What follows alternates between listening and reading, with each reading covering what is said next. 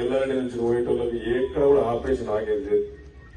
మరి ఈరోజు రీసర్వే గురించి మాట్లాడితే మన రెడ్డి గారు చెప్తా ఉన్నారు, మన ఎమ్మెల్యే గారి చొరవతో వచ్చిందని ఈ ప్రాంతంలో మన ఫ్యాక్టరీ లేవు, సాఫ్ట్వేర్ ఇండస్ట్రీ లేదు, మనకు పని చేసుకుంటేనే ఇలా ఇంత పొలంలో పనిచేస్తున్నాయి, ఇంత చేతితోని పనిచేస్తున్నాయి, ఇంత ముందలో పడిపోయే పరిస్థితి ఈడ. ఎందుకంటే ఉన్న భూములలో కొట్లాటలు, ఈ ఫారెస్ట్ వలలో నొల్లి, ఏడవైన నొల్లి, నాకు ఇంత లొల్లి లేదు కానీ ఫారెస్ట్ లతో లొల్లి అన్న.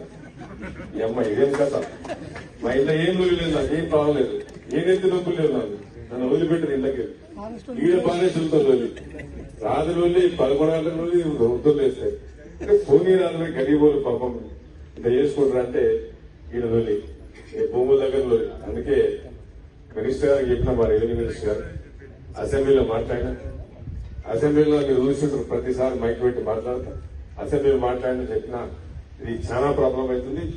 2 మినిస్టర్స్ ఉండే, సీఎం కూడా కూర్చుండే చీరల, ఇద్దరికి చెప్పి ఇగో మీరున్నారు, ఈ ఫారెస్ట్ మినిస్టర్ ఉన్నారు, సీఎం ఉన్నారు, సీఎం గారికి మీరు చేయండి, మా దగ్గర సర్వేలు స్టార్ట్ చేయండి, చేస్తే ఎవరిది ఏ భూమి ఎవరిది ఫారెస్ట్ కాదు అని తెలుస్తుందని చెప్తే అప్పుడు ఆర్డర్ కాపీ తీసి నేను మాట్లాడిన తర్వాత అసెంబ్లీలో ఇప్పుడు మొన్న చిన్నాపూర్లో పోయిన ఆర్డీఓ గారు ఉన్నప్పుడు, పార్థసార రెడ్డి గారు ఉన్నప్పుడు, మరి ఈరోజు మన ప్రభాకర్ గారు వచ్చారు, కొత్త ఆర్డీఓ గారు.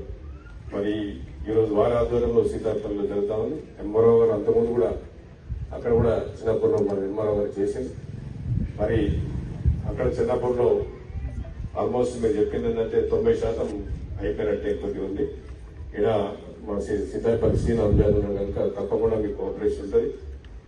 సీతాపల్లి చాలా మంచోళ్ళు అని చెప్పి అందరూ చాలా మంచోళ్ళు, మాకు తప్పకుండా మీకు కోఆపరేట్ చేస్తారు.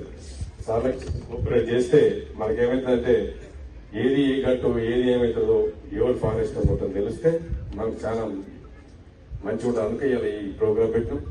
ఇలా మహిళా బిల్డింగ్ కూడా 10 లక్షలు, ఎందుకంటే మీరు చెట్ల కిందనో ఆడవిడ మీటింగ్లు పెట్టుకోకుండా మీకు ఉండాలని చెప్పేసి ఇలా 136 గ్రామాలలో మహిళా బిల్డింగ్ స్టార్ట్ చేసినాం.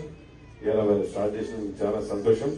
మరి ఇంత మంచి ప్రోగ్రామ్ చేస్తున్నందుకు నేను ముగించే ముందు ఒక్కొక్కసారి మహిళలకు ఎంతైతే ప్రాధాన్యత ఇస్తున్నారో అదేవిధంగా యువకులు కూడా ప్రాధాన్యత ఇవ్వాలని చెప్పేసి ఇలా గరీబులు ఈ ప్రాంతంలో ఉన్నారు. ఇలా నేను